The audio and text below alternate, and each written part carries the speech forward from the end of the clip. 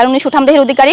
উনি ধরলে ওনার এক হাতের সাথে আমার পক্ষে পারা পসিবল না। আমার মুখ ধরে আমাকে একদম জোর করে ধর্ষণ করে। কি চিৎকার করতে চাস নাকি এমনি বাঁচতে চাস? তখন আমি আর চিৎকার করার সাহসটা পাই। আমি ডাবল মাস্টার্স এবং পিএইচডি করার উদ্দেশ্যে সাইফুরস মোহাম্মদপুর ব্রাঞ্চে এসে ভর্তি হই আইএলটিএস করার উদ্দেশ্যে। দর্শক, আপনার মেয়েকে কোচিং সেন্টারে কোচিং করতে দিচ্ছেন না তো? কোচিং সেন্টারে কিছু কিছু জায়গায় চলিতেছে সার্কাস। কিভাবে সার্কাস চলিতেছে প্রথমে আপনাদের মাঝে অল্প একটু ভিডিও দেখিয়েছি। এই বোনটি গিয়েছিল মনে বড় আশা নিয়ে সাইফুরসে একটি কোচিং সেন্টারে।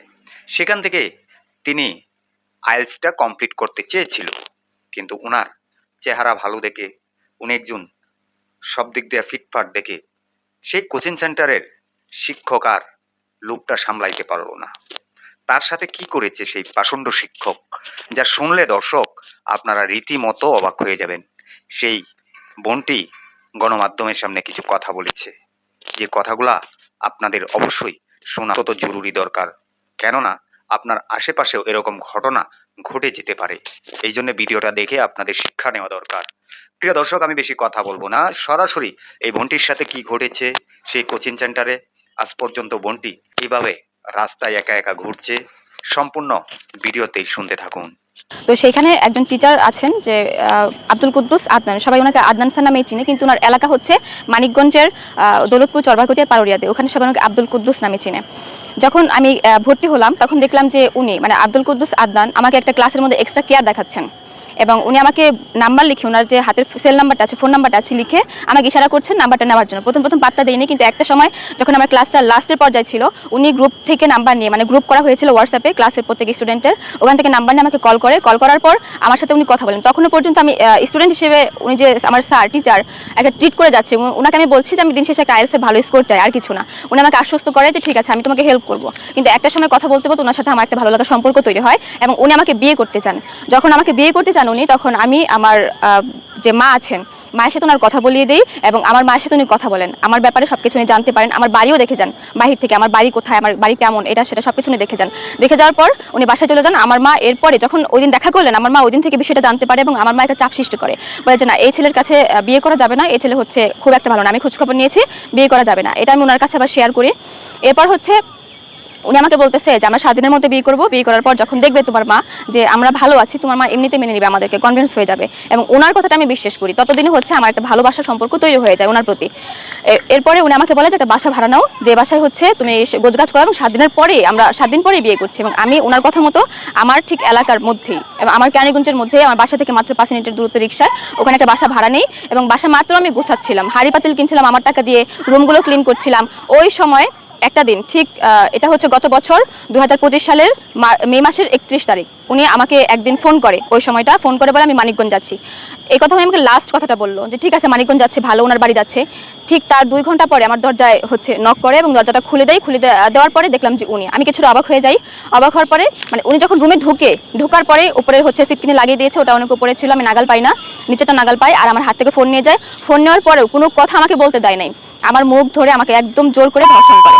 এবং ওই সময় একটা কথা উনি বলেছিল যে তুই কি চিৎকার করতে চাস নাকি এমনি বাঁচতে চাস? তখন আমি আর চিৎকার করার সাহসটা পাইনি, কারণ উনি সুঠামদেহের অধিকারী। উনি ধরলে ওনার এক হাতের সাথে আমার পক্ষে পারা পসিবল না।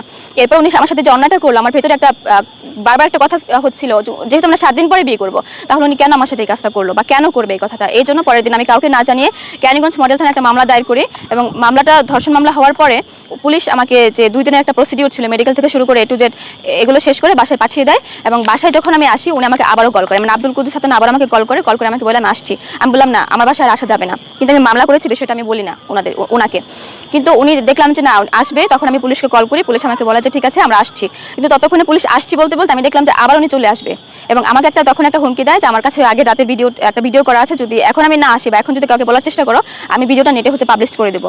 যে কারণে আমি ওনার সাথে কথা বাড়াই না, আমি 999 কল করি। 999 কল করার পর পুলিশ আসে, এবং ততক্ষণে হচ্ছে আব্দুল কুদ্দুস সাথে আমার বাসায় আসে। বাসায় আসার ঠিক 20 মিনিটের মাথায় ওনাকে পুলিশ এসে অ্যারেস্ট করে নিয়ে যায়।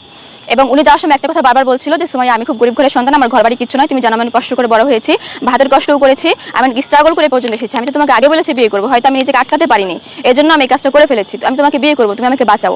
তারপর আমার প্রচন্ড রাগ ছিল যে কেন করবে সে এটা, যেহেতু 7 দিন পর আমরা বিয়ে করবো। আমার তখনও মনটা মানে হয় না, নরম হয় না। কিন্তু ওনার ভাই আমাকে কল করে, বড় ভাই ফোন করে ওনার মতো একই কথা বলে যে আমি নিজে দাঁড়িয়ে থেকে তোমাদের বিয়ে দিব, তোমরা ওকে তুমি ছাড়িয়ে আনো। এবং পরের দিন সকালে ওকে আমি ছাড়াতে যাই, তখন দেখি যে যা হওয়ার হয়ে গেছে, ওকে একদম মানে কোর্টে চালান করে দিয়েছে।